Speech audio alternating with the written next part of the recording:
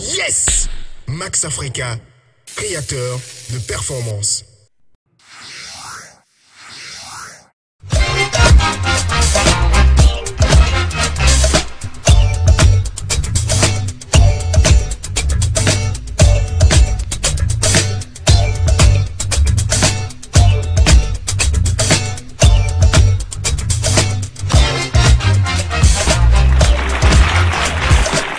La question de la semaine.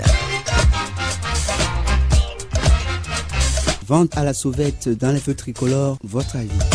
Par rapport aux personnes qui vendent, je pense que c'est l'instinct de survie qui pousse ces personnes à exercer une activité. Et c'est quelque chose qui n'est pas vraiment très bien vu, les conditions dans lesquelles ça se passe, où il faut passer dans les véhicules, quitte à prendre des risques de se faire ramasser par les automobilistes. Je trouve que ce phénomène n'est pas totalement bien, puisque ça peut facilement créer des accidents et autres. Je dirais que c'est à l'État de les trouver un emplacement pour qu'ils vendent. Mais c'est un danger quand même pour les gens qui circulent. Le fait qu'il n'y a pas de travail dans le pays, c'est ça qui amène ces jeunes gens à pouvoir faire ce genre de truc. C'est les moyens qui leur font le défaut, sinon c'est pas du tout bon parce que les véhicules passent, ils peuvent dévier partout. C'est parce que nous sommes dans un pays où il n'y a pas de travail. C'est un phénomène d'abord, si je considère ceux qui vendent d'abord, peut-être c'est les gens, ils n'ont pas trouvé un endroit leur permettant de s'installer. Peut-être fut les impôts, bien la mairie. Donc, bon, pour aussi ne pas rester à la maison. Parmi eux, il y a aussi les élèves et les étudiants qui ont fini les cadres même. Les enfants qui sont dans les feux, beaucoup d'entre eux ont des diplômes. Ils sont allés à l'école, ont des diplômes, mais par rapport au travail qu'ils n'ont pas trouvé, ils sont là pour vendre des ateliers. Je ne peux rien dire, mais c'est un peu dangereux. Parce qu'à cause des circulations, les véhicules, ils vont faire des accidents. Mais moi, je propose que l'État cherche un endroit pour eux, qu'elles restent là pour vendre. Je ne vais pas dire non, que de ne pas vendre.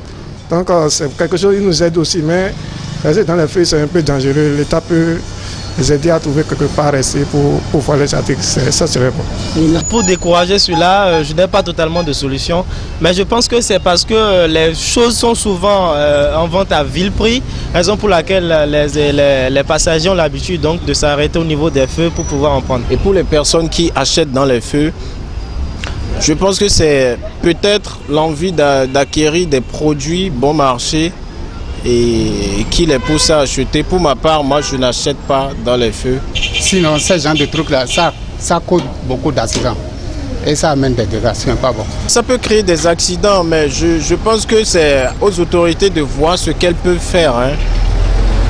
Sensibiliser ces jeunes-là, mais avec des actes concrets, leur proposer des trucs concrets. Il ne suffit pas de dire voilà, ce n'est pas bien. Il faut que l'État revoie ça aussi. Sinon, c'est les moyens qui font les défauts. Sinon, ils n'ont pas le choix. Il faut commencer à dire de payer des impôts. Vous allez voir, ils vont trouver un emplacement. Quitter là maintenant, est-ce que tu as les moyens pour les financer? De leur trouver le mieux à faire. Il n'y a pas de travail. S'il ne va pas, c'est pour aller voler. Mais là, on ne sait pas d'une part si peut-être ceux qui vendent, c'est des produits qui sont peut-être agrégés ou bien permis par les structures bien reconnues pour que cela soit accessible sur le marché. On ne sait pas. On a des diplômés sans emploi, beaucoup. Les diplômes sont dépassés le travail. Donc aujourd'hui maintenant, même si tu as les diplômes là, tu n'as pas trouvé à faire, à moins que tu as quelqu'un sur le parmi, sinon tu vas toujours manger les pommes vertes. Et mais s'il y a encore les diplômes, et toi même si tu attends à un parent, à un frère qui va t'aider, c'est faux. Je pense que l'État béninois devrait penser à vraiment mettre en place quelque chose pour ces jeunes-là, pour leur permettre de trouver quelque chose de plus décent à faire. Je crois bien, pour pouvoir éradiquer cela, il faut juste que les autorités donc, du pays puissent trouver un centre d'intérêt, comme l'a dit le grand frère tout à l'heure, afin donc que ces jeunes-là puissent se diriger vers ce côté-là. Le nouveau numéro de votre magazine gratuit grand public est disponible. Découvrez Lolo Andoche, un passionné de mode, ainsi que les interviews exclusives de Joël Maestro et de Privel Rincati qui nous parlent de leur métier. Vivez ou revivez en images les JTEX 2016 et le lancement de la collection Fontex Fashion. Décryptez l'actualité avec le dossier du mois sur les concours à polémique. Et enfin, appréciez la BD de Cro-Magnon et les bonnes adresses. Rejoignez le club grand public au 21 07 62 07 pour retirer gratuitement votre exemplaire. Grand public nous ressemble et nous rassemble.